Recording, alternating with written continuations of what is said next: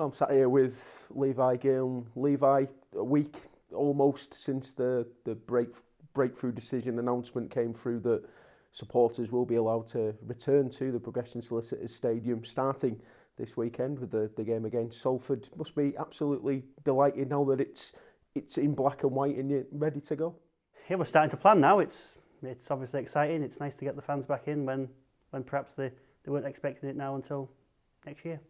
Obviously, it's been a week since the first announcement. Thursday, you had to wait to find out exactly what stage it was going to be for Barrow with being put into Tier 2. How strenuous has the planning been on the back of that second announcement? It's been a busy weekend, and it's going to be a busy week. We've got to now. Some of the work was in place. We had a draft Stage 5 plan ready to go. It would shortly have been submitted anyway. We've probably accelerated that a few days faster than we might have liked. We've got to give a lot of thought to access and egress, to where fans can socially distance. I think it's important to understand that where the headline figure is 2,000 fans, that's all dependent on the size of your ground, how you can socially distance.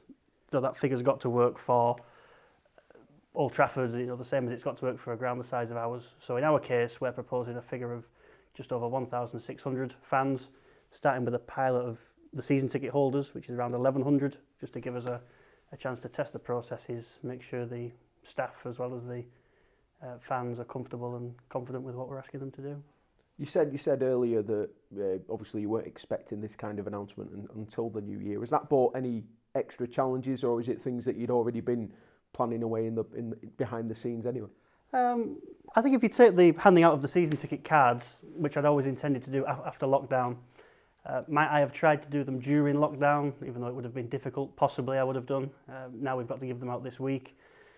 There are little things, but I think broadly, this had to happen sometime. It's now, and so we've got to get on with it. So in terms starting this Saturday with the game against Salford, as long as you say, everything gets put through in time, what are supporters expected to see when they do come to Holker Street with their season tickets? Well, they'll have the season ticket, that's the first thing. So everyone will see a statement that we've now put out to say how they can be collected or who they'll be posted to if you live a bit further away. And with that, there's a pack of information. There's a map, there's a code of conduct for fans to adhere to. Nothing overly, bureaucratic, but just the do's and don'ts. And there's a letter in there as well that really lays out exactly how it's going to work. We want people to feel comfortable. Everyone has an allotted arrival time in 20-minute slots prior to the game, either 20, 40 or 60 minutes. They're all released in phases to egress from the ground safely in 5-minute blocks. So Darren Herbert at full time will announce Phase 1, Phase 2, Phase 3, and we'll leave.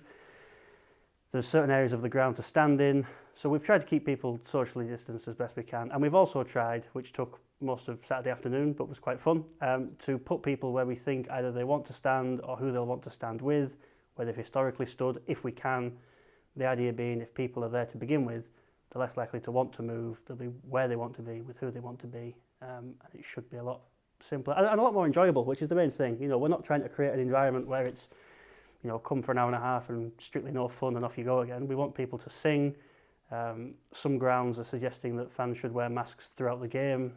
We're not advocating that. We're saying you can take your mask off or face covering during the match once you're stationary, as long as you're not moving.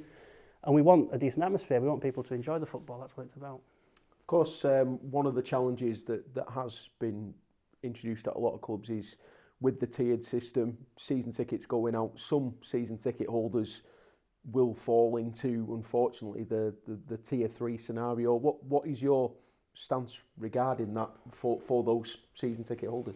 Well, we have unfortunately had that taken out of our hands a little.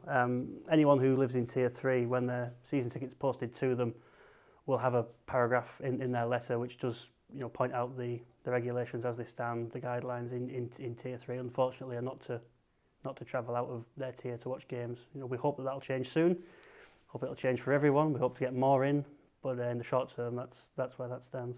So, of course, inside the ground, we know you've outlined some of the changes and some of the things that supporters will be expecting, but how about outside the ground, on their arrival, obviously the car parking and also getting into the ground in itself? Yeah, it's a little bit different, and this is partly why we've encouraged fans to get the season tickets early, before match day, because there'll be no opportunity on the day. We can't have people near reception, or even the building. The crossbar building generally is for players, officials, staff, for them to socially distance inside and work, so reception won't be available. Parking is another where we haven't got any available at the ground. What we have got in the letter, this is all outlined again, we've suggested where people might consider parking based on the gate we've assigned them. We've tried to assign them gates based, in theory, on where they live, which area of the town, if that's possible. So it's the nearest possible route. It's also the nearest gate to where they're standing within the ground. It should flow fairly logically, but we do make recommendations in there for people to work around it. Of course, one of the things that you've had to lay out is as well that, at least during these early testing periods, the food outlets and the bar outlets won't be open. How soon are you hoping to get those put into action? I'd like to get them in January. I don't want to wait too long. Obviously, everyone knows football clubs at the moment are struggling for revenue, and they're also an integral part of the matchday experience. Bars are a little more tricky. Everyone will know by now, I think the crossbar upstairs is an overspill changing room. The fan zone is designated a concourse and is contributing to our capacity, so I can't have it as a bar at the same time.